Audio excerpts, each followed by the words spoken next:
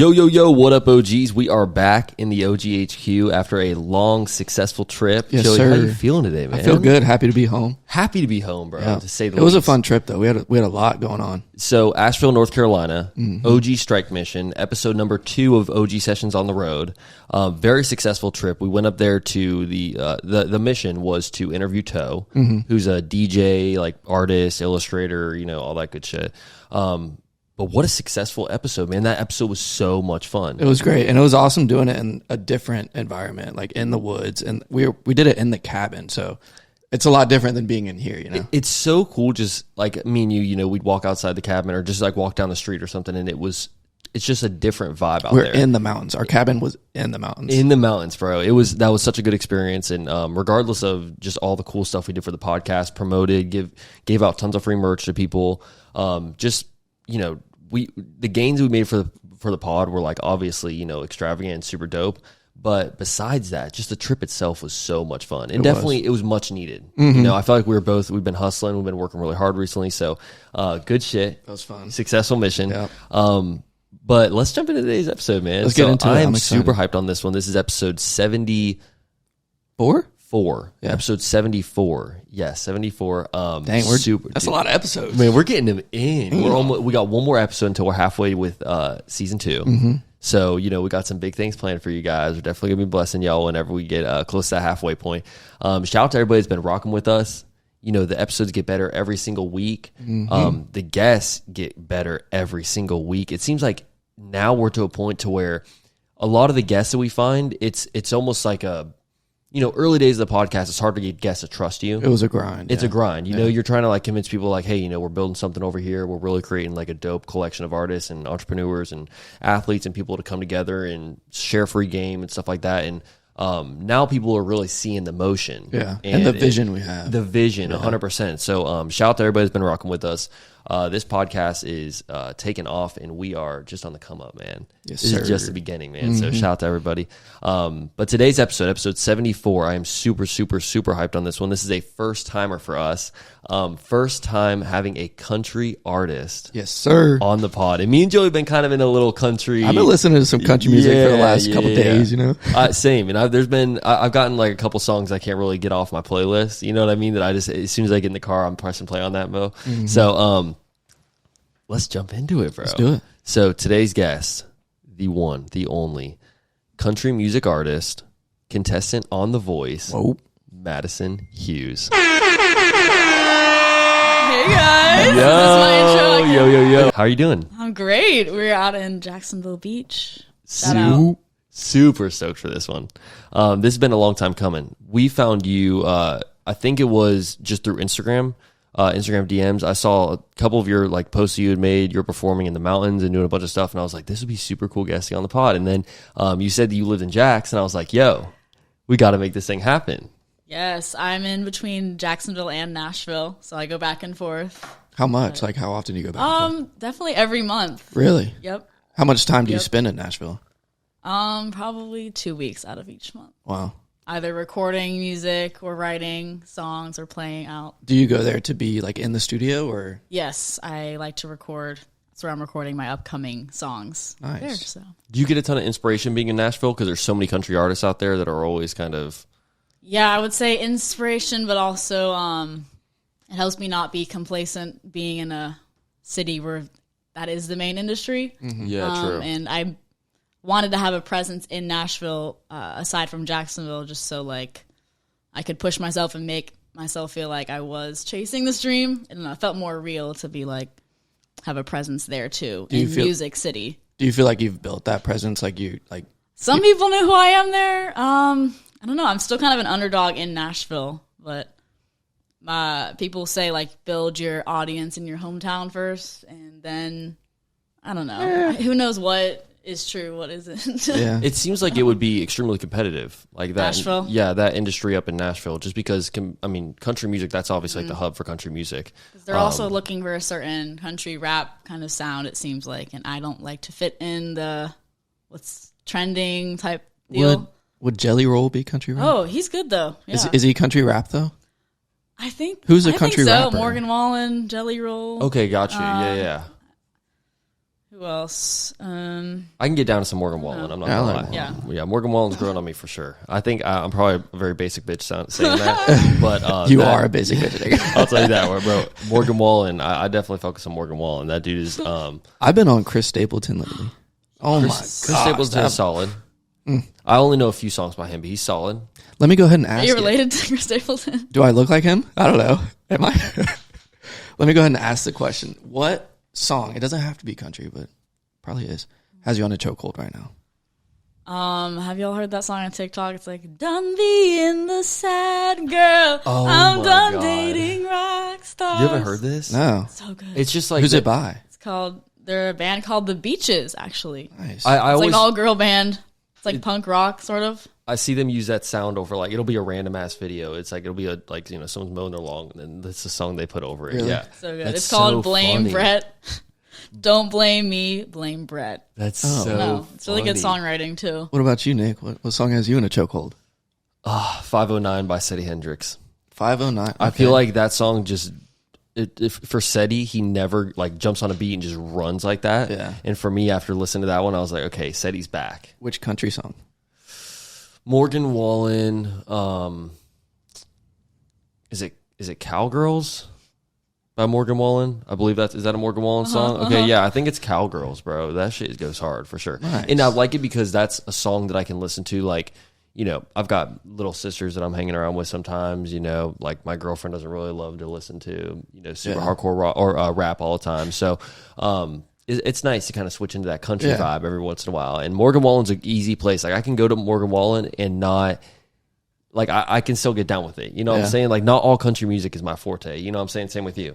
What songs got you in chokehold? I got two of them. One of them is I Was Wrong by Chris Stapleton. Oh, my gosh. It just goes. Yeah. And then the other one is Lose Control by Teddy Swims. Ooh. Have you heard of Teddy Swims? You need to. Is he a pop artist? It sounds like a pop name. I don't know if it's pop. It's like... I don't even know how to explain it. It's like bluesy, like kind of, but not really. Like his voice is very Soulful. Yeah, he's got a lot of soul. Yeah, I don't think I've heard that one. I showed you that, and you judged me for it. I did not judge you Yes, for it. you did. I knew you were going to say this. I like them vocals. I like to. I think it's stretch it dope, out. but it's so like it's at the moment that you were trying to play it, I'm like, this is. We were just so listening chill. to like 6 rap songs. Exactly, back that's to what I'm back. saying. I'm like, this song is so chill. Like, Yeah. he's got a great voice, but I wouldn't play this in the car. Right. You know what I mean? But that's a dope song too. I wouldn't say it's got me in a chokehold. It's got me in a chokehold, boy. I listen to it like 4 times a day. That's insane. So shout out to those artists for sure. Madison, what would you say is your favorite part of this journey so far? I mean, obviously, like you said, you kind of got that underdog mentality. But there's a lot of things that I feel like a lot of people are so focused on, the product, the final product at the end. You know what I mean? Not a lot of people are focused on the journey. Not a lot of people are focused on enjoying the journey. But me and Joey have kind of found throughout the process that like the journey is the best part of it. You know have what I mean? to enjoy the journey because once you quote make it, I don't know, it feels like the fun would be taken away. Right. Like so much of the fun is like researching and how do I, get this booking agent to respond to me, or how do I, find the Jaguars event coordinator on LinkedIn and let me try messaging her, and it's just like it's kind of fun to see how far you can keep going. And then I would say also seeing my family just be so happy and proud. It's so cute. Yeah, that that's they're gotta be cool. Just really, really proud. So And like I said in the beginning of the episode, you were a contestant on The Voice. I was. Yeah. This is such a cool episode. Like, this is so cool to have you on here because me and Joey both watched, your performances on there. Thank you. And first off, congratulations. Thank you. That is incredible. Yeah. And I know that the pressure has got to be absolutely insane, just knowing you've got the whole world watching you, but then you've got, the live audience, and then you've got 4 of the biggest names in music, essentially just sitting there judging you. I can only imagine what the moment feels like when you're there. Let's talk about that process and how you got on that show. Yeah. Was there like an auditioning segment of this, or Yeah. how did it So in 2021, I submitted my virtual audition because that's how they did it during the COVID times, like the pre-audition. So they sort through. Apparently, there was like 200,000 videos that were submitted, and so there's a whole staff that looks through them all, and then from there they decide who's going to come to Burbank, California, and audition for real. But there was also like there was like all these hoops you had to jump through, like a psychology test to make sure you weren't crazy. No way. And there was like a second Zoom audition too. So what goes on in the second one? Like they just ask you again, like basically. Yeah, they're like same deal with like have your camera 5 feet away, and then all these different rules of how it should look. So it can cut out some people that don't even follow the directions. Wow, things like that. That is incredible. Were you nervous just doing the virtual auditions? I kind of had an advantage because I studied videography in school, so I kind of had the cool backdrop and made it look artsy so that it would catch their attention when they're looking through those, because you have one chance there. I'm not just going to have a gray, wall behind me. Right. Sure, yeah. It had lighting. Some people, I'm sure, had that. Yeah. Maybe they didn't get through because of that. 100%, yeah, for sure. Did you, after you put through your auditioning, the Zoom call or whatever it was, were you confident? Like, did you think that you had a chance at this? I had to sign up for like a confidence coach, literally, because I was like, struggled really with like self-doubt, and this was like the final thing for me. Like, okay, I'm not getting seen online anywhere. How do I like get I don't know. How do you make it? How do you get seen? So The Voice is like a non-gatekeeping deal where anyone can apply. It's like, you don't need to have like your dad works for, some record label or all this money. And wow. So I'm like, okay, I'm just going to sign up for this and then go from there. So they called me in February saying, hey, you've been selected to come to Burbank, California. And then so you have 3 months to find your audition song, which is only 90 seconds. Pretty simple. And so I had 3 months to mentally prepare and work on my mental. That's the main thing, I feel like, because I chose a fairly simple audition song on purpose. What was it again? It was a rock song. What was the name of it? Knocking on Heaven's Yeah. Door. Knocking on Heaven's Door. Yeah, That's what it was. Knocking on Heaven's Door. I liked it. You did good. I'll tell you that performance was incredible. Oh, And it was so you. different. Like, it's a rock song, and you said you liked the twang. It sounded good. I liked it. It sounded really good. And just like me and my girlfriend were sitting here watching on the TV, and we're like, this is incredible. And just your voice alone is, you could really hop on like any song, I feel like, and just add your own little flair to it and make it fun. Yeah. But just the way you performed it, and you had so much confidence up there on stage. You would never expect for you to be lacking in confidence. Because this is obviously our first ever conversation together. I don't know you super deep or anything, but just from what you see online, on Instagram, on The Voice, things like that. Who would know, bro? I can't lie. Looking at your answer, because we started following each other a couple weeks ago, and like, I'm seeing all your stories and all your posts and like everything. Like, you just look like you're so like you mean everything you do. Like, you do it with a purpose. And I would have never thought that you had any like confidence issues or anything. Not that you do have issues. But I feel like it just took me a while to get here. Like, if you had told me 2 years ago I could not put any cameras in my face or like the whole Instagram story thing, but you have to put yourself out there in whatever industry, especially music, to build your fans and stuff like that. Wow. What do you think? Not being afraid of being perceived. I think so many people are scared of like that. 100%. Yeah, I totally agree with that. And what do you think were some of the things that you did that helped you kind of build your confidence, or at least besides hiring my coach? So we had like weekly Zoom calls, and I had to get over things. I'm like, this is what's on my mind and my heart. How do I get over that? And so then I would like do things in practice to try to get over that. But aside from that, besides listening to like TikTok people, which I don't recommend listening to. Everyone's a self-help guru now. That's so interesting. What do you think the hardest part was for you? Like, of The Voice specifically? Like, what were you not Okay, when you're about? there, you have 100 other people that are probably better than you, singer-wise. There you go with that. Come on now. Well, you can't think like no, that. 100%. But no, it's a real. It's like whatever football training camp you're on. She makes a good point, because you don't know like what they are. Like, they could be. She's saying 100 people potentially better than you, and so it's like 100%. Like, there is going to be someone in last place in that room. Yeah, some people, 20 people didn't get to even do the blind audition and not get televised. So there's just that. You're there for 30 days for the blind auditions in the Marriott Hotel. I'm allowed to say that. And so it feels like Camp Rock. You guys are all in the same hotel hallway. You hear everyone practicing. Yeah, was everybody singing and stuff? Some girls are like Mariah Carey type vocals, and I'm like, so you have to not get psyched out. Yeah. Because I don't know. There were some other people on the show like me that felt not like I'm a Beyonce singer. For you sure. know, they're just like maybe the quality of their voice is different or whatever. I think you have your own style for sure. Like I think Blake compared to you, like you have or no, you said you were like I have an Elvis. Yeah, he said that. I'm like, do you say that to Elvis? everyone? You said Elvis and Gwen Stefani or something. Yeah, or well like then a lot of the that. YouTuber comments are like, "Oh, she sounds like Gwen and Blake combined." Or I'm sorry, Gwen and Blake. And that when I heard that, I was like, oh my god, that's so accurate. I was You know like, who that's I really think you cool. sound like, kind of? Who? Don't get offended, because it might not be accurate. But this is the first thing that popped up. I know who you're gonna say. Who do you think I'm going to say? No, you say her. Reba McEntire. Oh, I was not thinking that. Who did you think? What? Like, I don't know, just Everyone when says Miley, so I thought you were gonna Really? say that. Oh my god, she does have a Miley voice. Damn, I didn't even think about that. I wouldn't It's see not that. that alto low, but No, she does. She has like a little bit. It's like a little bit of raspiness to it, but not a ton. It Yeah. sounds. And I love Miley's voice too. So that's awesome. That's a great comparison. Maybe Yeah. it's the twang that reminds me Yeah. of Reba.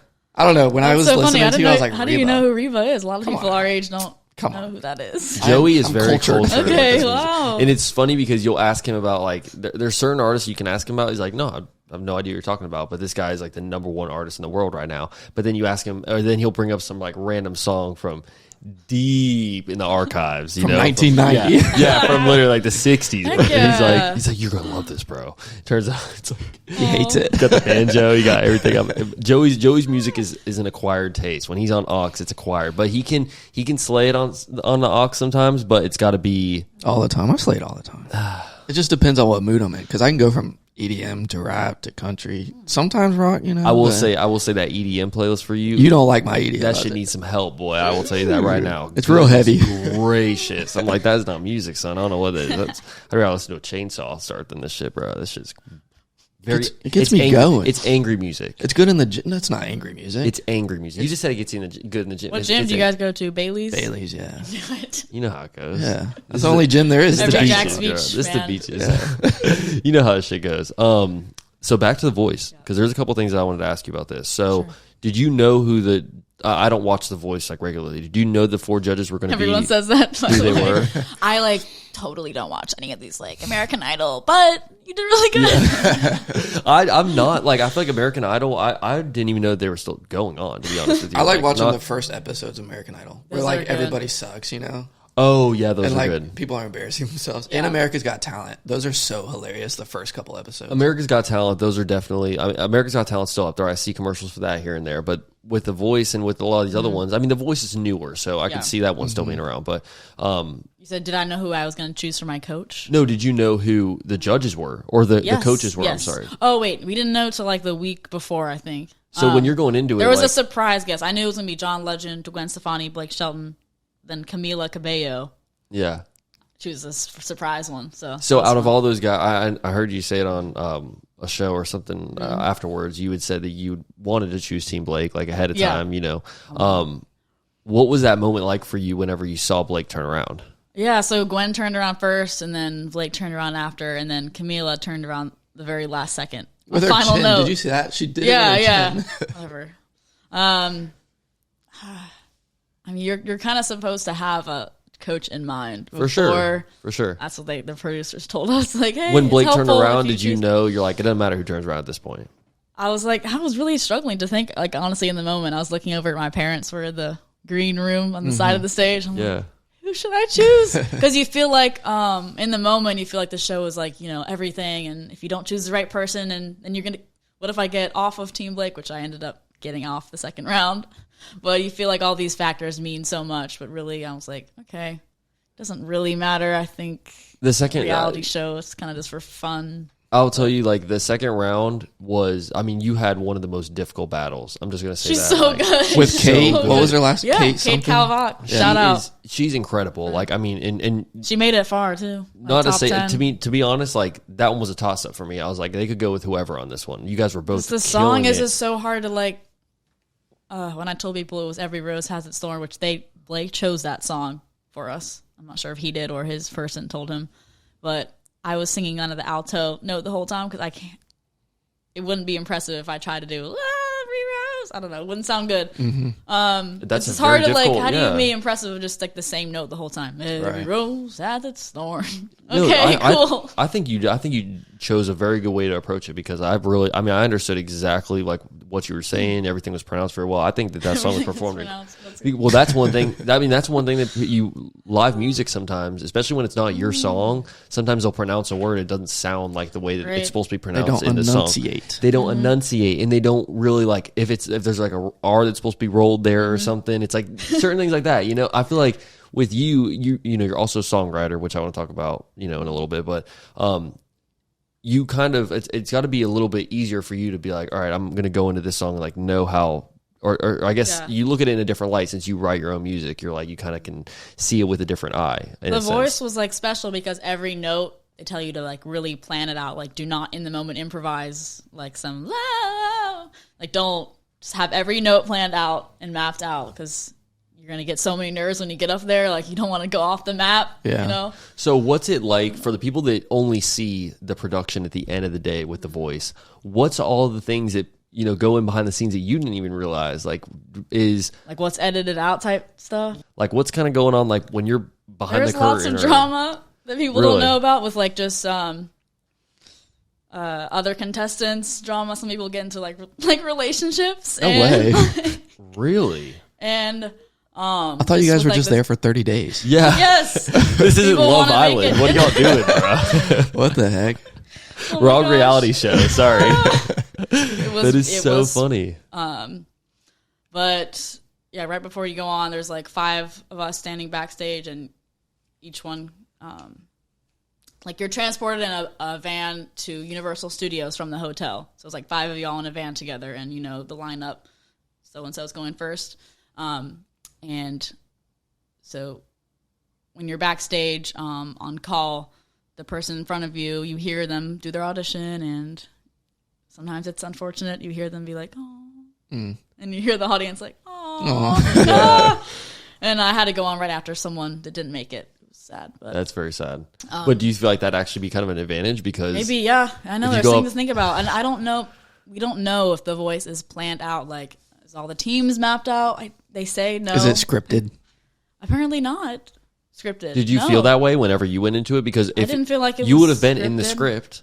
Right. At some point. I mean, if you got chosen, so...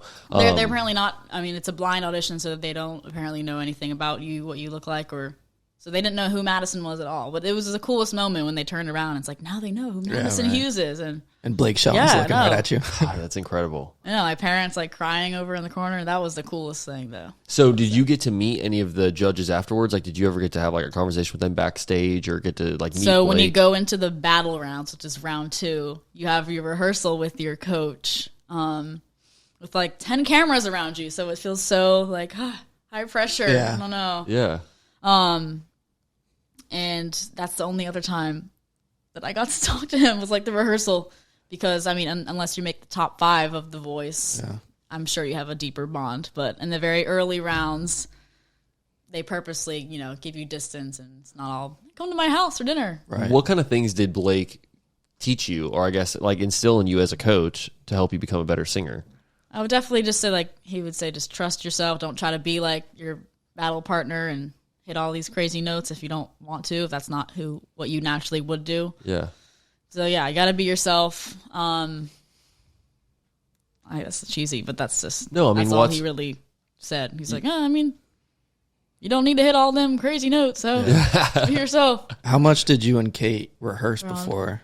Yeah, she had like COVID during it, and so she had to sit out during the practice, because the battle rounds is another 30 days after the blind audition. Wow. Oh my goodness. That's why everybody was getting in relationships. I was about to too much time together. So now we got 2 months for singing. COVID, you're not allowed to go in any of each other's rooms. You had to, they had very strict rules. This was 2022 last year, but still, Los Angeles, you know how they are. Oh, for sure. So, they're still locked down. They had people walking down the hallways if you step out. And, no way. Yeah. So it's kind of like you're in jail. Yeah, you can't get out your room. That's insane. You couldn't go down to the pool, which some people snuck out. I saw. You can't even go out through your window. You could see who sneaks out. You can't enjoy Burbank, like you can't go out in the city or Some nothing. people did. Some people definitely. But they advise you not to.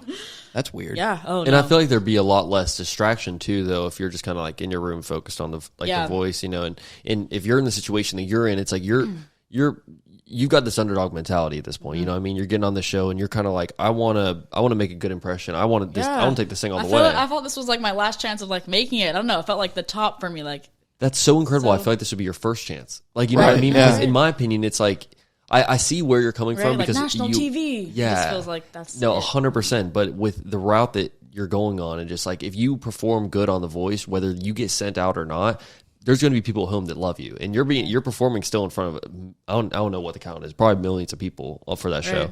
And did you notice a spike in your audience after you went on there? Yeah, it's definitely right after, and then you get some stalkers, which there's like 3 of them. You have to block them, and they create new accounts. No way. It's so funny. It's only right after the show, and then they just disappear. But there's like a whole Reddit page about like, oh, so and so is at the Marriott lobby right now. Go try to find her. Like, that is weird. so like, people funny. in locally in Los Angeles that are clued into The Voice and where American Idol, shows are. Like where the reality part is taking place, the hotels, filmed. where they're that's filmed. crazy. So oh my gosh! Leak information, and so there's so much drama during that last summer. It was just. Did you have any so paparazzi? funny. No, there wasn't paparazzi that we saw. They're all just like Instagram people. What Just did like it feel trolls. like whenever you first walked into the studio? Like, is it, or I guess let me rephrase that. Like, if you're Blind audition stage. because I just want to, I guess like 'cause for us, we're always looking at like the other frame where it's like all the lights are on you. For you, is it difficult for you to see the judges at all, or like see the audience? Is it kind of because you all could the not lights? see the audience. I tried to find like my sister's out in the audience for the round 2 because the first round is just your parents next to you. Mm-hmm. Yeah, I know it's all black, and I don't even know how many people were in the live studio audience. Oh my gosh, that's crazy. It was that dark, and you saw the big red chairs in front of you. It's just such a weird feeling. They're just turned around. I'm like, I'm in a game or something. Yeah. And it's like the biggest like celebrities They did not too. turn. Well, they just didn't turn till like halfway through the song because I get it. They want you to show your range and impress me. They were loving it though. When I was watching it, they were Really? they were loving it. They really They were filmed for sure. their angle too. Yeah. Like 100%. Sheldon's always like, Yeah. Yeah. he's like, pick me. Yeah. If you could have had any any like celebrity judge or coach be on there, who would you have I feel like chosen? Question. I would have loved to have like someone not as mainstream, like a Chris Stapleton type person that has like the best voice in America, but he would be the person that would never be on camera. Yeah. And Miley Cyrus would have been cool too because I would that'd love be to really cool. collab with her. Yeah. Yeah. Would that be the dream collab? Like if you could collab with anybody? I'm trying Miley? to think if it's like another female. Miley could be cool, but if our voices are too similar, that's another thing to think about. It's like, do you want to choose someone's voice that complement well, that you don't sound like?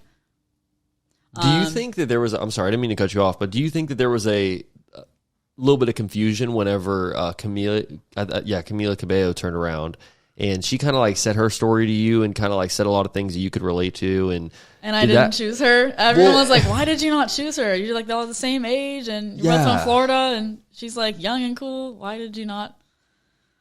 I honestly, I was worried. I was like, "Oh, I'm gonna hurt Blake's feelings if I don't choose him." And maybe, and like he like lives in Nashville too, and he likes country, and that's country's kind of the thing I'm doing now. yeah, I 100%. was like, well, she's gonna make me sing like Drake, and I'm like, I'm not confident in hitting all those sing rapping notes true. live. That's hard to pull off. I don't know how y'all do it, the R&B singers, and it's a whole different type of singing live. That's kind of also why I'm leaning into country, because has more of a laid back feel, and you don't have to sing perfectly. Yeah, I don't know. 100%. Yeah, I totally agree. And there's, I felt like whenever she turned around, she really made a push to try to be your coach. But Blake also was showing a ton of interest. It wasn't like Blake was just kind of like sitting over on the side. You weren't just like, Blake was choosing you 100%, and then you were kind of like, just kind of navigating between. And then Gwen too. I feel like Gwen wasn't even an option for you. Kind of. I know. Then I was like, everyone's like, you totally should have chosen her. Like, people don't choose her for her team, so you would have had maybe an advantage because everyone wants Team Blake because the show he like started the whole show. So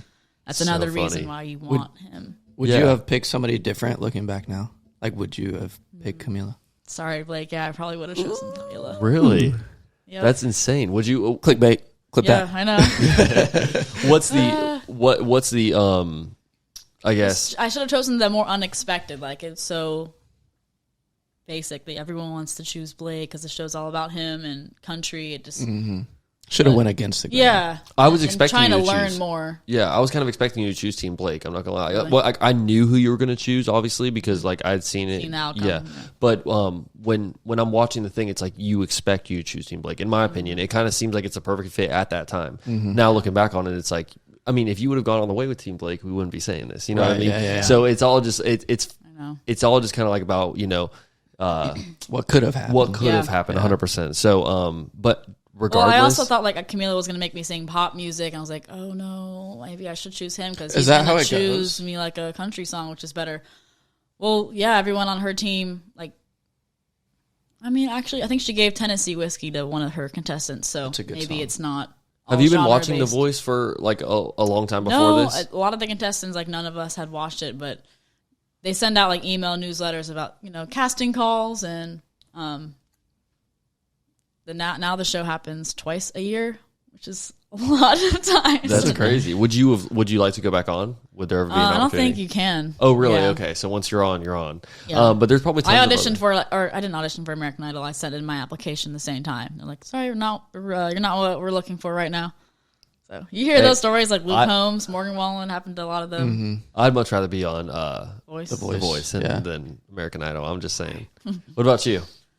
If Which you one? could have chose, like if you could have Definitely the Voice, like Yeah. the OG American Idol, where Simon Cowell. It's like that would have been Yeah. legendary, but I don't know. It's kind of watered down now. They're afraid to like be mean to people, afraid of getting canceled. They're like, everyone's so good now. It's like, no. I would never want to be judged by Simon Cowell. Oh my god, that'd be No matter what I'm know. doing, I don't want Scary. Simon Cowell to ever say anything about me No, because nothing nice 100%. comes out of his mouth.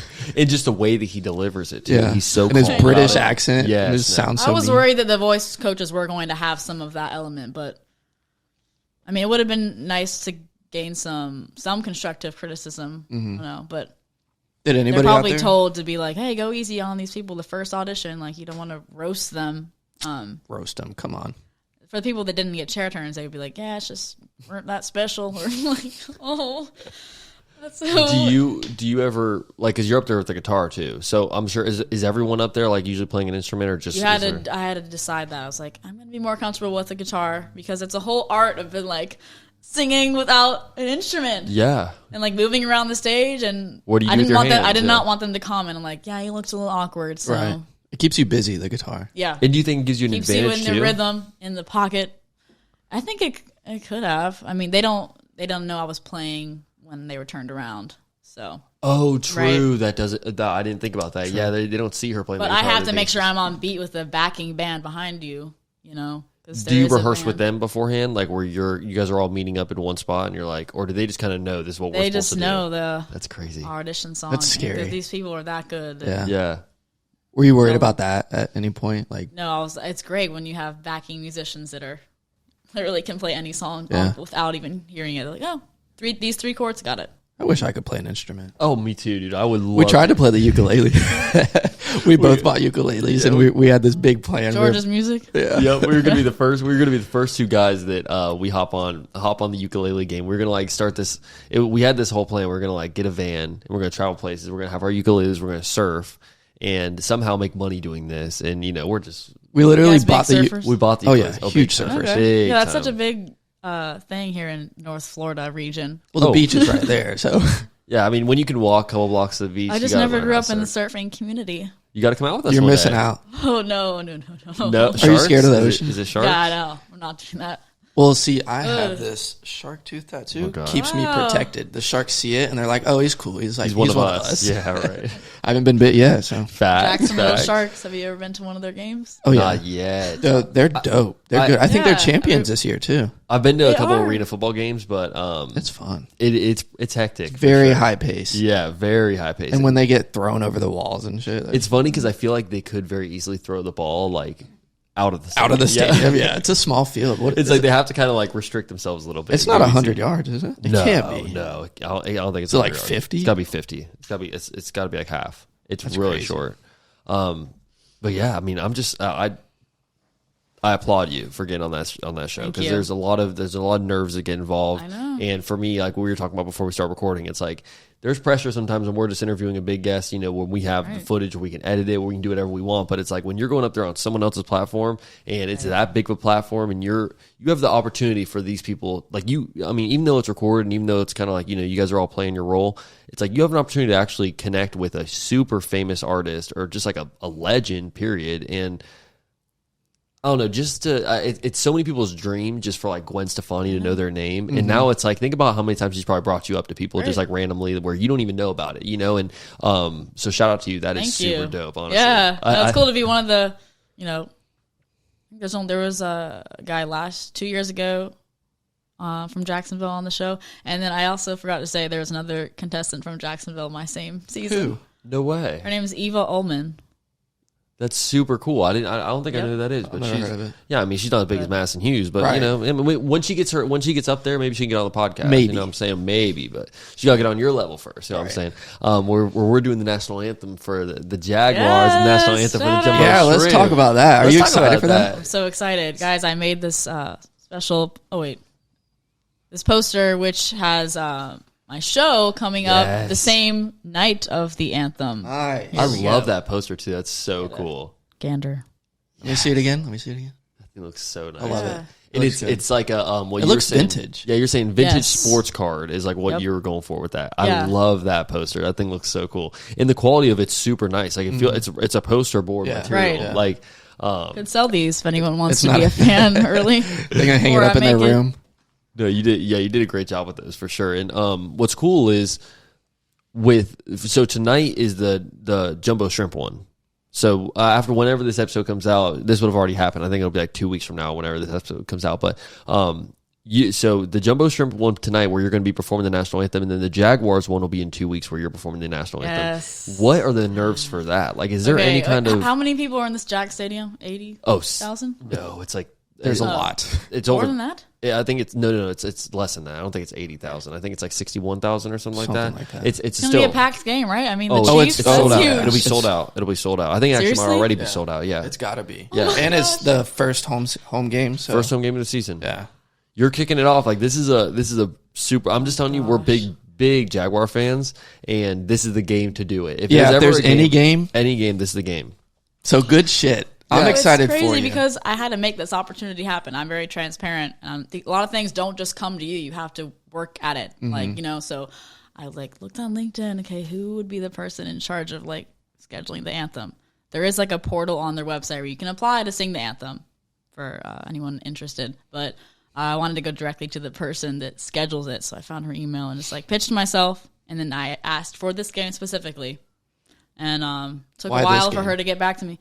The first home game of the year, and the Chiefs are huge. I don't know much about football, but I hear they're big, right? Didn't they win Super Bowl? Super Bowl champions. Yeah, they might be pretty big, maybe.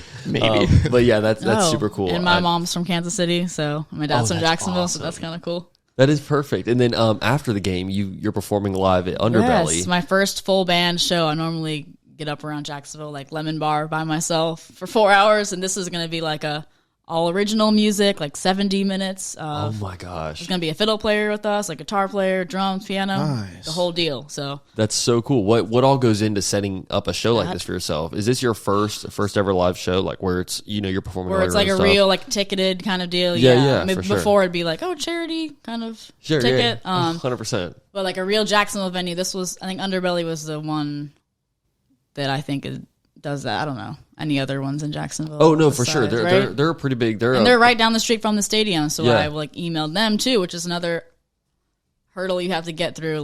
Try not to get ghosted by the booking agents.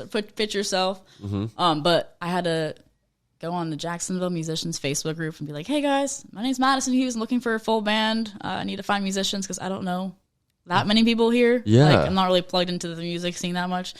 And then this one guitar guy got back to me. His name was Chris Underdog, I think.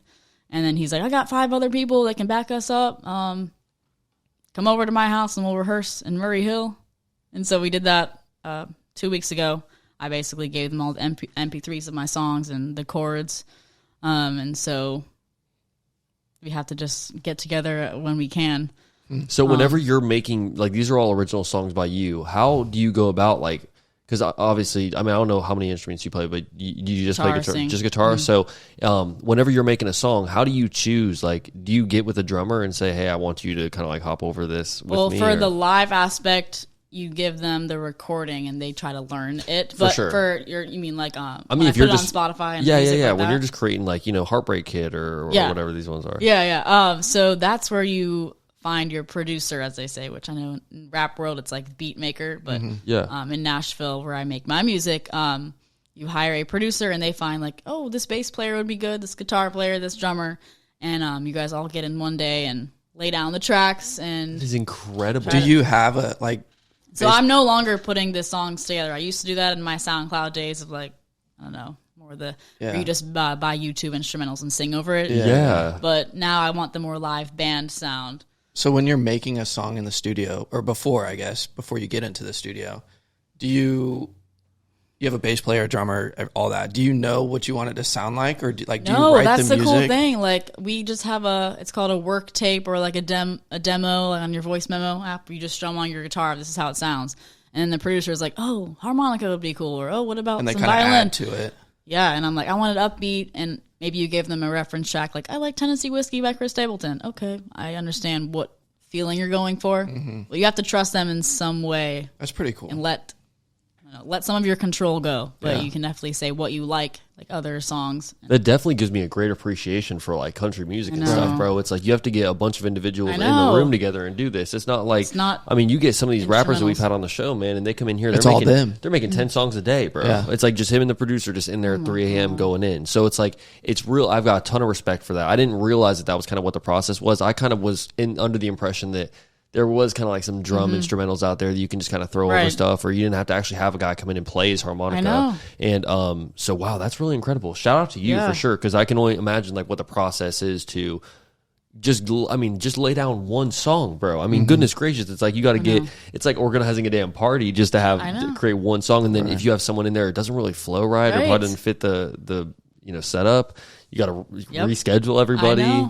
That's super cool. So do these people ever feel like, I mean, I don't know if it's like you're hiring them type thing, but do they ever feel like because obviously it's Madison Hughes Heartbreak Kid. It's not like it's exactly. It's not like Madison Hughes and the da-da-da. So do they ever feel like they're getting cut short, or do you pay them for like what they're doing? In Nashville, it's like I know there's a whole union of musicians, or there's like a certain rate you pay them for their half day or their full day rate. So the producer, he tells you how much it's going to cost to get in the studio all day, studio rental, how much the guitar guy is, and so on. So you just have to raise the money each time. But I know that's what the record, if you're signed, I believe they provide all that. I don't know much about I'm sure, the whole industry, but I'm right sure now it's just the indie. Just save up and that's the grind though, right? I mean, that's like that's what me and Joey like always talk about. That's the journey. That's like what, and I bet these songs, whenever you put them out, they're so fulfilling to you, like just to see like the numbers on them. And shout out to you. I think it's Walk in the Woods. What was it? The one that we were talking about? I know I butchered it a couple times. Like now. Cabin in the Woods. Yeah. What was it? It's called Meet Me in the Woods. Meet Me in the Woods. So it's written by the band Lord Huron, but I did a acoustic cover of it on TikTok, and it blew up from there. And then that funneled over to Spotify, as you guys know. Sometimes other platforms funnel to other. Yeah, that's the goal. Sure. Right? Yeah. And with I think on Spotify last time I checked, it was like over 700,000. So it helps sometimes to have a cover song, and then people were like, "Oh, so what's your originals?" And so that's when I released these two recent ones, "You Were the Whiskey" and "The Heartbreak Kid." So that's so cool. Which one's your favorite? They're kind of different sounds, and the "Meet Me in the Woods" is just a stripped down guitar only. Out of all your songs, which one's your favorite? Oh, definitely, "You Were the Whiskey" is my favorite so far. That's like out right now. Yeah. You can, I mean, my dad's favorite is still this one song I called LeBron. It's literally LeBron? Yep. I wrote a song about LeBron James. Nice. No way. 2017. So it's up. There's a YouTube video. And it's kind of country? Embarrassing. You guys can watch it. Is it on Spotify? No, it's not country. It's like hip hop. And I made the beat to it too. No way. I can't wait to see it. We are checking this out as soon as this episode's over. That's so cool. LeBron James. Yep. That is awesome. Yep. I included that sample in there too at the end. No way. No way. We got to watch it. That was so fun. That is amazing. But yeah, "You Were the Whiskey" is my favorite now. Just the meaning of the song. I think like a lot of people can relate to it. Okay, cool. Are you a Heartbreak Kid? Nah, you are. Come on. Get him. Look, I will Get tell 'em. you, I like that shit. Heartbreaker. I think it's just the way that you sing over that song is just it's That's incredible. cool that it really resonates to the younger people because some people think I sound like a 50-year-old woman. Like, so I'm like, do I only like? You do my sound. fans, are they younger too? Or? You definitely sound like you're a lot older than what Seasoned. you are. Like Reba. Well, yeah. Oh my God. I mean, you've got that like. I I feel guess that's good. Then you don't yeah, want it's to sound very like you with younger artists. Sometimes you can hear like them still growing type thing, like through their music or whatever. You know, something like if you have a kid making a country song when they're like 12 years old or something, and then in 2-3 years they're not going to sound like that. So if you like that song and you like that sound, like he might not. That might not be around. So shout out to you. I think that's really cool. And you've been doing this for how long now? Well, I picked up a guitar in 5th grade at 5th grade talent show at Bowles Elementary School. But seriously, I mean, after I guess I would say in my FSU school days, it was like the SoundCloud, beat making. I wasn't like playing live anywhere. And then the first like originals, like with the full band and everything, like taken seriously was after the voice show because like I talked earlier, the whole confidence thing was such a struggle for me and self-doubt and you just psych yourself out. Even if like you've been given like a gift, like you can still be like, oh, I'm not that good or no one cares and just waste away your talent. Yeah. I'm like, it occurred to me, I'm like, I cannot do this, especially at this like stage of my life. I'm gonna regret everything if I don't try. I think society. I'm sorry to cut you off, but I ahead. think society sometimes will paint the picture that like it is extremely difficult because I mean everyone and their mother is trying to do everything right now. So it's like with you, I mean you're choosing country music. It's like the same thing as us choosing podcasting. It's like there was 10,000 podcasts created last week. So it's like the competition is absolutely insane with all these things. And I feel like the way that society kind of paints things is like the general thing is like you gotta have it right off the rip. If you're good, if you're gonna be famous at something, you gotta be. It's like right off the jump, you gotta have it. So if a lot of people they'll put out like their first song, or me and Joey, we put out our first season, or we'll put out like our first anything, and immediately you don't get that like 1 million views on Spotify, you know, or something crazy. And so or like don't get on the country playlist on Spotify. Exactly. Which everyone wants that too. And It's like our on the road episodes. Like our first on the road episode, it was great. We had a fantastic time, but as we watch it, we're like, damn, there's some 100%. things we could do different. And 100%. then next episode, change it up, switch it up. Exactly, yeah. And it's about like it's about really loving like not failures, but the place it's like there's no L's, there's only lessons. So it's like whenever you see certain things will happen like with us where, you know, we'll make a mistake with the podcast or we'll do something that was like, we probably should have like delayed this drop or delayed this or delayed that or whatever it is. And we grow from those. And then next time it ends up doing so much better or next time it just does a little bit better. We know we're moving in the right direction. And I think I really hate that is kind of like the viewpoint about society where it's like you can't just go out there and do anything because like everyone's trying to do that. Yeah. But in reality, like nowadays you have to use the tools that's available. Like you may not be able to do it the exact same way where it's like, you go and perform at a couple of, you know, bars or something and then boom, you're famous. You know what I mean? I don't think that's really the process. I think nowadays people have to use like technology, social media, just other ways to kind of get in front of people. And then get that pop. You know what I'm saying? Get that pop. I think you just 100%. gotta. If you love what you're doing, eventually it's gonna it's gonna go good. My parents for always sure. told me that too. I don't know if they told you all that, like growing up. Your but parents did not tell me that.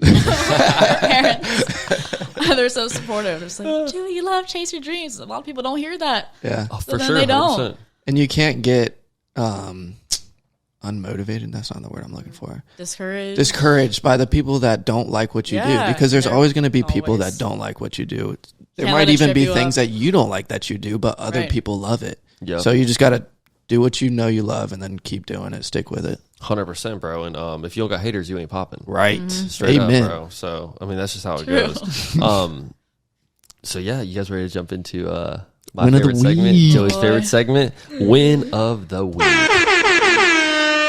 You're first this time. Alrighty, I've got a good one. So, this one was something that me and Joseph experienced last week on our trip to North Carolina. What is it? That feeling, I don't know what it is, but that feeling when you're up in them late night hours, like I'm talking them 4 a.m.s and 5 a.m.s, where you are just geeking out. You have, it's like, it's so funny because me and Joey, we're doing the whole ride. Like, so we're driving to North Carolina and the whole time we're so tired. like you're just exhausted because we got off work and left to go to North Carolina. Yeah, exactly. It's like literally he got off work. He got to my house like 6 p.m. and then we're driving to North Carolina. So when we got there, it was like 2 a.m. or 3 a.m. or something. And you get everything unloaded and you're just like at the drive up there, you're exhausted because you just want to be there. But then when you get there, you're like, oh, let's get this party started. You like got all this random like little juice of energy. You're like, all right, let's get it going. And so when we get there, we get all our bags put in and we're just chilling. But something just triggers. I don't know what it is. I said something. We start going into like, we are just on, when you and your best friend are just in that mode where it's just like back and forth, like the funniest comments you can say. You just do not shut the fuck up. And we go outside on the porch and we're like we had like a rap battle and all this stupid shit. And we're like just going off. It's like 4:30 in the morning. Just y'all two? Just us two. In the middle of the woods. Do that? In a cabin in the middle of the woods. That. And we're just like, it's just something about crying, laughing. Like, oh my God, I fell off the fucking chair. I was like, I could not stop laughing. And then, God, I wish I remember what you said. You said you made one point where you were like, you were freestyling. You were freestyling and you were like, before you started freestyle, I was like, okay, I'm going to rap about anything. It's only going to be about stuff that's on this porch. And then the first two things, it's just a porch, just me, him, and chairs. Literally, that's it. The first two things, he talks about like a Bentley and then like $1,000 or $1 million. I'm like, I thought you said you're going to rap about things on this porch. And like just the way it went, it was so funny. Yeah, and then he was like, and it was so funny because there was like, we got in this little like mode where he found this like really dope beat and I was like, oh, we got to try something for this. So we're like coming up with a couple little bars and like he's got something, I got something. We're like doing this thing. And then out of nowhere, like it gets silent for a second and Joey goes, we got to golf in 2 hours. Oh my gosh. It was 5 o'clock in the morning. We're there freestyling. Yeah, we're freestyling on the porch and Joey's like, we got to be golfing in 2 hours. And it just had me so dead. But it's my win of the week is something about like that energy you get in them late night hours when you're with your best friend or when you're just out there with your like people, you know what I mean? And enjoying life. It's just that random little like burst of energy you get. That's my win of the week, man. So that was a fun week, bro. That was just like that. The whole trip itself was so much fun, but then it was just like there's little tidbits, little things that happen. The little moments, exactly. So. Anyone I'm sure everyone's had a couple of times where they've, been out at the bars real late and then you get home with your buddies and you're just kind of like chilling. You're supposed to be tired. Mentally you're tired, but your body's like, no, we're still going. Yep. I like it. That was a good win of the week. That's Appreciate funny. that, bro. My win of the week, I had to think about this hard, but I'm going to go with this one. We just had a Hurricane Idalia. The win of the week is that it didn't crush us. That's a good win of the week. Shout out to those people in Steinhatchee and those areas that did get hurt. I pray for you guys. But it was supposed to wreck us, and it literally, all I got was wind. It wasn't even that bad. It didn't even rain. It was good. But you got the day off from work. And I got the day off of work. That was great. I did not. That's which tough. is ridiculous. I'm sitting there at my house, and you're 5 minutes away at work. Dude, it was crazy, bro. Well, because it was funny, like the way that it was kind of projected was, Cat 4 or whatever it was, wiping us out. Mm-hmm. And it was going to go right across the coast of Florida and maybe exit back into the ocean right where, Jacksonville Beach is. And it was just like it was all planned out that it was going to be, it was supposed to be bad. Really bad. Yeah, like a disaster. And it was for other places, just not us. And before, it's like, I'm sitting over here like waiting, like, all right, my job gonna, like, they know I live out the beaches. Where's the call? Where's the call? Like, is anything gonna happen? Because I just took off the week whenever we went to North Carolina. So I'm like, I can't be taking off all this time, and also I need to get paychecks, you know what I'm saying? But yeah, never got the call. Still went into work and got your money. Luckily, I will say one thing is it would have been nice to have the day off, but there was no need for me to have the day off. Like the way that the hurricane hit and just went right up there, like it never. It was like another day. Like we had a storm the next day, like a regular Florida storm that was worse than the hurricane. Yeah, exactly. That's crazy. I mean, that's how it goes. Little tropical storms come in, a little afternoon tropical storm hits. But that's a good win of the week because I was worried about that for sure. Yeah, Madison, win of the week. Okay. I normally would be taking this as an L. But I feel like getting ghosted is a good thing now. Really? Explain. How's that a win? You have to rewire your mind and not think of it as a loss and be like, oh, God is redirecting me. Comfortable. We'll just learn from it. Yeah, exactly. 100%. Yeah, like you can't control these dating apps. It's just terrible. It's just the nature of them. Yeah. I'm so done. That was actually hilarious. You can't do that when I'm drinking water. Are you on the Hinge streets? I know you're not. No, I'm not. I may or may not be. I will say Joey Allen. I've actually never even. One thing that I don't know why. I've never tried it. I've never even tried a dating app. Nick doesn't have girl problems. Girls, he always has a girlfriend. Look at him. Come on. Okay, here he goes. But this is the pimp daddy over here. I'm just lucky to be on his podcast. You know what I'm saying? Oh my gosh. But to be honest, like I've never really had the desire to even try like a dating app. I don't know why. I just feel like it wouldn't pair me up with somebody that actually want to date. I don't know why. It's funny, like I downloaded it. It's honestly because I get bored. Like all I do is work. So that's what people like you is what's wrong. Yes, because you're texting girls out of boredom. No, I don't. No. Like you I don't. Serious. I don't message them. Like really, I really don't even get on the app that much. Like it's because I just work so much and like. I'm gonna be honest. If I'm sitting there on the toilet, I got nothing better. It's like the morning paper, I'm like, Amen. She's cool. She looks cool. And then like, I turn it off and that's it for the day, So if you ever see me on there, I'm probably on the toilet. Oh my god, that is actually a really funny one of the week, Madison. I like that because it's accurate. Like it is kind of well, you never know because it's embarrassing, but then it's like okay. It depends. Sorry. Like, so originally I thought you were going for like missing more out. Like we get ghosted all the time whenever we like message someone for the pod and we'll be like, hey, get on the podcast or whatever. And usually it's like, Lil Duval or someone crazy that like we've been reaching out for a while and been trying to, and it's like getting ghosted by them. We almost take it as like, all right, how can we work this so that next time when we send them a message, it's like a little bit structured better or, or even like not getting ghosted. Maybe when it's just a flat out no, we're like, okay, then they weren't the person. Right. But it's kind of the same, like a different perspective with dating. It's like, when you get ghosted by somebody, low key, it's like, I didn't want to be with you anyway. Yeah. Right. I'm like, it wasn't going to work anyway. It wasn't going to work anyway. So it's like, it's an L for them. Yeah. Is how you're missing out. Exactly. I just don't understand why you can't be like, oh. Well, if you're not interested, why did you match with me then? One thing that I want to say. Because they were on the toilet. I know. You're right. I should think like a man. I've got a new win of the week. It's girls that send the first DM. Thank you. That's a girl that's got confidence that'll reach out to what she I used to do that, but I don't do that anymore. Well, if you're getting ghosted, obviously, like eventually, like I mean, I see. If you can get ghosted like mid conversation, well, he's like, it doesn't have to be like let's make plans, and then they're like, that's never make plans. Yeah, I see. Yeah. Oh. Well, okay. Well, I will say that whenever a girl does reach out and she's got the first DM and she's got that confidence, you're kind of like, okay, she knows what she wants. Does that not still repel you though, as a man? Don't no, you want to be? No. Everyone says, "Oh, the man needs to be chasing down." Bullshit. No, bullshit. The man is busy. The man is not worried about that. 100%. Well, I mean, if there's a man out there that's just constantly like worried about his next girlfriend or trying to figure out like just constantly looking at chicks all day long, it's like that's not really. He's not really focusing on his on my list of priorities, like. The dating apps, talking to girls, like it's very low. Like I have a lot of shit going on. I got things to do. I don't need to go. They should make like a Tinder affiliation like program or something like that, so that you can get paid while you're on there. Like or like the like how TikTok does the creator program, like the Tinder creator program. So you can get paid to talk to chicks. Oh my God. It'd be higher priority. Oh, you're smart. That's rough. It's like if you got to have a minimum. What is it? Swipes. You got to swipe left or right, and then if you have a minimum amount of swipes, then or a maximum amount of swipes, then you get into the program. You should work on that.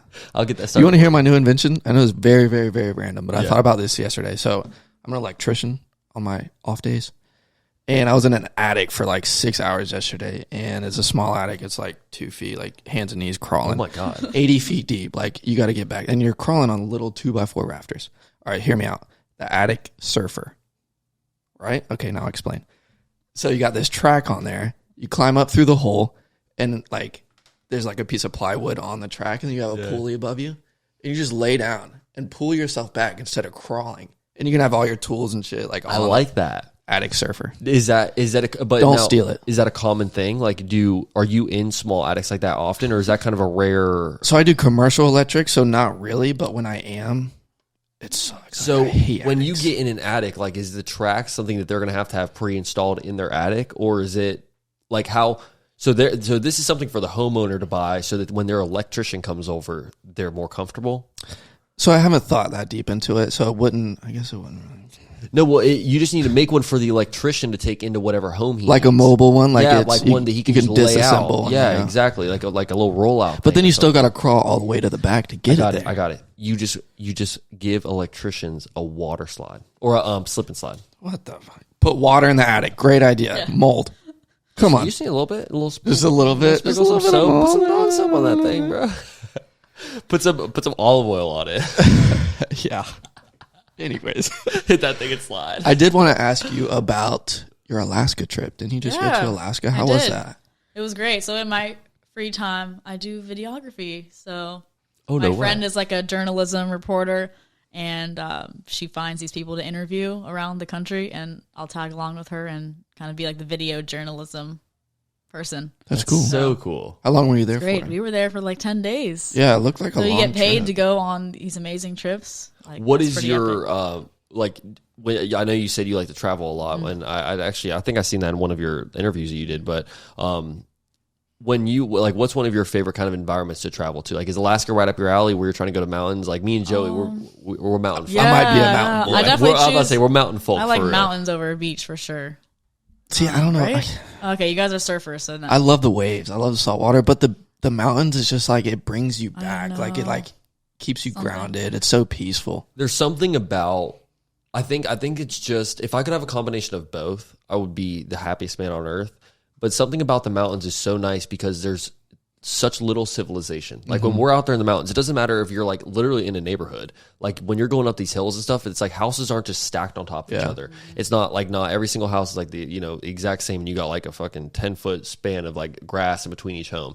It's like out there you got cabins that are like staggered and up on the side of the hill. And then when we're out there hiking in like the national parks or the Blue Ridge Parkway, there's no one out there. And my favorite sound is the trees. All the leaves just going. It's just so peaceful. And we need to go back. On the flip side, there's something about that ocean. I don't know what it is, but when I'm in that water, in the ocean, I'm just a happy, just floating with happy mother. You guys boy. seem like Colorado people. Oh, for sure.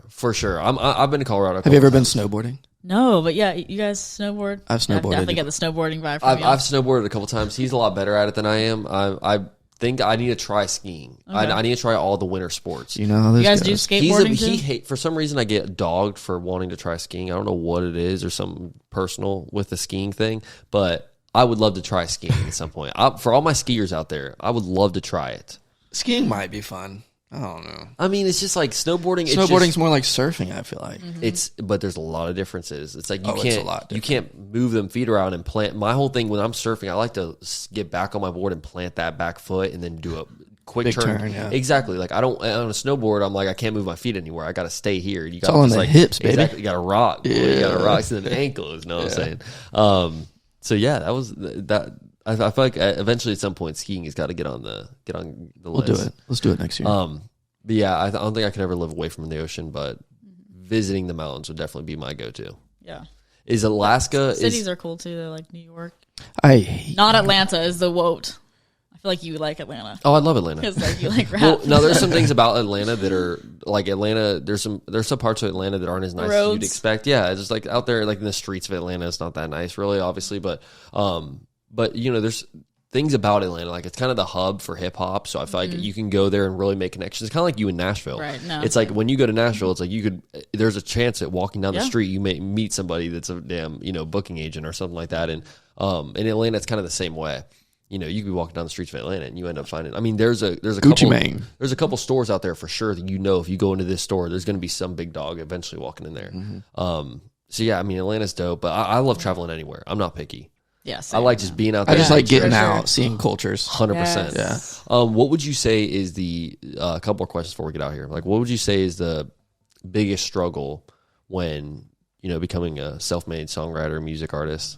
Definitely finding your collaborators. Like it's a whole journey having to get songs written because I'm not like the super best songwriter. Like, so you have to find people that also want to work with you. Like we talked about the podcast stuff. You don't want just some random intern. You want someone that wants to build with you. So finding that right person that like is fun to be around too, but also good at what they do, and is serious. So I found a couple of writers in Nashville that now we're consistently working together to have a similar sound and whatnot. And then finding, like your producer too. You don't want just someone you're just gonna like hire them for the day and they don't care about the song. And if it does 100%. well, you're like, oh, I want someone that wants to see a future with me. And so that was a whole struggle of like finding those people, because as an underdog, still, because in Nashville, like everyone's been on The Voice and American Idol, so you still are an underdog, and that doesn't really apparently have any clout in that city. They're like, we've already got many contestants that come to our venue and play, so I don't know. Yeah, and can't getting use the over that, voice. just like okay, so what is another hoop I have to jump through? Like, gosh, there's always something. But Is like that you a said, the struggle journey to- is fun. But Yeah, is that a struggle to try to figure out like what the next step is like to try to figure out? I mean, right 'cause- now I'm thinking everyone's like, well, what about like manager and booking agent and like you're told like you have to wait till they come to you, which I've tried to be proactive and like email people. I've researched like so and so artist, find out who their manager is or booking guy, and email them. Hey, looking to take on another client here. Yeah.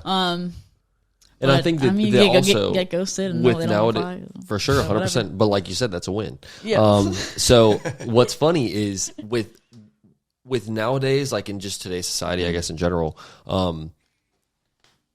you can essentially. I mean, I don't want to. Everyone's kind of got their own little path going down and everything, but I know a couple guys, and especially guests that have been on the show, where it's like they kind of take out the manager and booking agent's role and kind of take it on their own, like what you're doing, where you just reach out to people and you're like, I'm the booking agent for Madison Hughes, and we actually had a guy, Jesse Farrell, on. He owns a clothing brand, totally different than what you're doing. But the cool thing that what he was saying was, what he will do is he'll go to a store and act like he's the sales rep for the store, but he owns a company.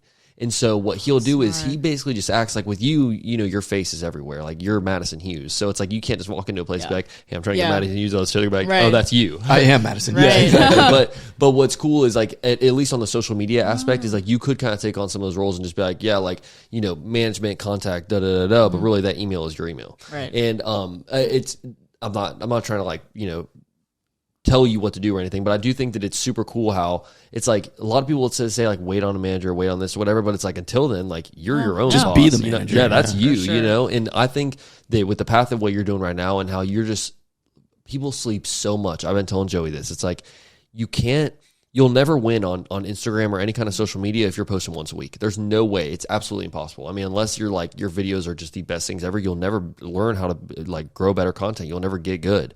And it's the consistency with you. You're so active on social media. Like your Instagram is always popping. And then you're also... Too active, maybe. What's that? Like always on my story. Oh, no, hey guys. Oh, for sure. No, but Go honestly, away. the stories are great, but you also will do like the reels where it's you singing in front of stuff. And I think that stuff is really cool too. And like you were saying with the confidence thing in the beginning, it's like, that's big. A lot of people won't just get in front of the camera and be able to sing, especially like you're in the middle of the street in some of these videos. It's like, what does this setup look like? You know what I mean? It's like, you know, so shout out to you. I applaud you. It's such an honor to have you on the show.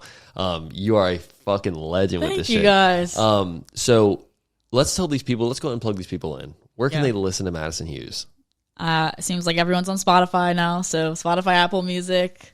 I don't really post on SoundCloud anymore. YouTube. So you're going to have to go, YouTube. Just type in Madison Hughes. I should pop up. Yeah, she will pop up. Yeah, we've she'll pop up. definitely done our research, and she will pop up. And there's tons of great videos on there. Your music videos are incredible. You definitely invest some money and some time into everything that you're doing, and we love to have guests like that on the show where it's like they've been putting in some work with their craft, you know, and you're serious about this shit, and you're definitely you're crushing it. And shout out to you. If people want to go see your performance on The Voice, you guys can obviously look them up on YouTube. They're really easy to find, but you can also just stream. Which season was that of The Voice? Season 22 on 22. Peacock TV. Shout out, I bet that's so cool to say that. Like this, she was on fucking. Yeah, Peacock, you're on bro. Peacock TV. Like that shit's crazy. cool as fuck. Shout out to you. As you can see, the behind the scenes, me working with Blake, me doing bad in the rehearsal sessions. Like they put some of the audio in there. It's not good. And you get to see your little backstory. They put in like your bio. And But then you come into the battle round and it's like everything is answered. Yeah, you crushed it. Seriously. Thanks. Yeah, we loved it. We think you did a glad great someone job. thinks so. Come on, you sounded good. I seriously Go to like. the YouTube comments. They're like, Oh my god, here we go. Look, If you don't have haters, you ain't I popping. and I'll know. tell you, I get don't it. you dare go to them damn comments. yeah. That shit is not that. Them You can read them, but you just gotta know, I like know. you're Know the yourself. shit. You know, you know how to exactly. sing. And I'll you know tell you what, you like do. someone literally feels the need to take time like out of their day to like comment on something that you're doing. It's like obviously you're doing something like worth their time. Right. That's the thing. Even Oh, if it's that's true. negative, because it's like I know for me, I'll see people all the time. It's like some like if I'm on TikTok, if I'm on Instagram Reels, someone will post something. It's like some little corny like car video or something. You look down, it's got one like. I'm like, nah, this dude ain't this video just isn't worth. You know what I mean? And I know that there's people that scroll through the timeline and think that same way. And so when they come on our video and they want to comment a paragraph long negative comment, I'm like, appreciate those 6 times you just watched my video through that comment. Yeah, So You want to know my favorite negative comment about us? It's What? so funny. It's it said when 2 guys sit down or when two guys decide to make a podcast. Oh yeah, there's so much podcast. And then I click on his profile and he's got nothing going for him. He doesn't have Madison Hughes. He's not talking to Madison Hughes. Exactly. People are scared to put themselves out there. You have to do what you want to do. Make a podcast cool. Who cares if someone else is doing one too? Who cares if someone else is making country music? Yeah, I know every girl in Nashville sings and plays guitar. Cool. I will too. Just do it your way. And you never know. Like the thing is you never know if you never try. Like so many people, like you don't want to be. That scares me more. 100%. And you never want to be on your deathbed, and then you're like sitting there, like, what if I had gone all in with this? That unknown truth about what could have happened would haunt some people, like to the day they die. So I never want to be in that situation. I always want to put all, my all into whatever I'm deciding to do, because you never know when it pops, and when it does pop, you never look back. Yeah. So absolutely. It's like that's just how that shit goes, man. And shout out to you for coming on the show. Heck yeah. It was an absolute so honor. Glad. Before we get out of here, what is one thing that definitely listeners of the OG Sessions podcast, but maybe the fans of Madison Hughes don't know about you? Let's see. One thing they don't know about me. I didn't know she made a LeBron James rap song. Okay, yeah, that is a good one. Hold on. What's something? Because a lot of your fans, they only know. I used to make, so in my Florida State days, I was like really obsessed with making hype videos of like the football team. No way. And so I would create specialty SoundCloud songs for like Naquan Murray was one of them, Out and Tate, DeAndre Francois. Oh my God, that's so like, cool. That is so cool. Those are also on YouTube. You can see the little edits I made. Nice. I like one of them was like a Post Malone, congratulations, and I swapped out some of the lyrics to like match the player. I don't know. I was trying to think of creative ways to like get my music heard using these guys that have all these followers. Yeah. No, that is incredible. I think they'd that's post it on super dope. Instagram, and at the time they were making fun of like, oh, you're not a very good rapper. I was like, I don't care. Use this song. Yeah. I made you a hype video for free. and the thing is like, early days, like when we're all first trying to figure out what the fuck we're doing, like you don't know how to make a damn rap song. Like, I don't know what I'm doing. And the thing is fun, the fun part about it is that you're trying. And Yeah. like the thing is so many people nowadays are scared to even do that, and it's ridiculous, bro. Because when you're a kid and you have dreams and you're like 10 years old, you'll go out there in the damn garage and start doing that shit right now. I love that. But then you get to be like fucking 20 years old, 25, whatever it is years old, and then for some reason that's just all gone. Yeah, it's like you I have this overthink. dream and I want to spend the rest of my life doing this, but I'm too scared to put myself out there. So shout out to you. I think that shit's dope. Thank you. And, Shout out to y'all too. Thank you very much. Yeah. Appreciate Absolutely. it. Shout out Joey. Thanks, man. You have a great Appreciate it. podcast, Shout man. out, I'm happy Yeah, to be we part should of all it. be friends. We could be friends. Well, yeah. I mean, you literally rode Penny Ward, Jacksonville. you rode your bike here, so apparently we're neighbors. So You're right down the road. was not expecting that. It's rare we get people to ride the bike over here. So, It's happened a couple times. I know. I like it. I love the vibes of the bike, man, for sure. Because it's like, especially with Florida weather, bro. Like, cruiser. get on your bike and like go outside. Put the phone down and go outside. We for outside. Sure. All my OGs are listening to this podcast. Thank you to every single one of y'all. You guys are the best. And then, where can all the fans find you? Find on me. social I media? have a website, MadisonHughes.com. She Oh, recently bought the watch domain. Watch out. She's official, ladies and Recently gentlemen. bought because there is another Madison Hughes, and he's a rugby player for the USA team. It's a guy. Yep. Well, he's going to have to be MadisonHughes.net. Some people found my address and they sent me like sport cards with his No way. his rugby outfit That on. is Like sign so my funny. thing, Madison, please. You should sign it, I Madison. know, Hughes. send it back. You should send him back like your posters, but you signed it. Yes. That is hilarious. Was that what was the question though? No, just where can people find you? Oh, Like on yeah, social so, media. yeah. So Yeah. Madison Hughes on and then on social, it's just Madison Hughes, correct? Yeah, it's Madison Hughes. 'Cause It's Madison the regular Hughes. one is Playing not rugby. available. Right. Yep. So, like I said, shout out to everybody that's tuning in this episode. If you guys are listening on Apple, Spotify, Stitcher, Amazon, Google, iHeartRadio, SiriusXM Radio, Patreon. which isn't the same thing as all the other ones that I'm talking about, give us that 5-star rating, man. Make sure you guys subscribe to the pod. Make sure you guys stay tuned for these new episodes. They're getting better every single week. Make sure y'all check out that Patreon, like Joey said. And we'll see y'all boys next week. Yes, sir. Peace. We are out. Peace.